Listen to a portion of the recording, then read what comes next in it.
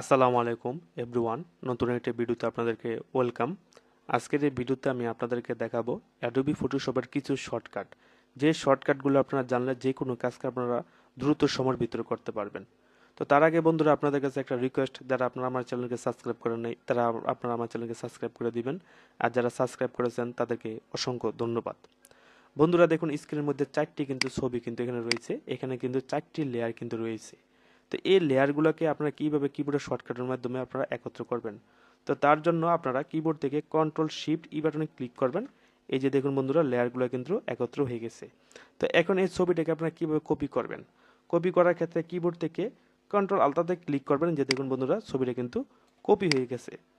তো এরকমভাবে আপনারা যে কোনো ছবি বা যে কোনো ডকুমেন্টকে কপি করার ক্ষেত্রে বা বিভিন্ন লেয়ারকে একত্র করার ক্ষেত্রে বন্ধুরা আপনারা এই টিপসগুলো বন্ধুরা আপনারা ফলো করতে পারেন। যদি বন্ধুরা ভিডিওটি ভালো লাগে তাহলে আপনারা আমার চ্যানেলকে সাবস্ক্রাইব করবেন।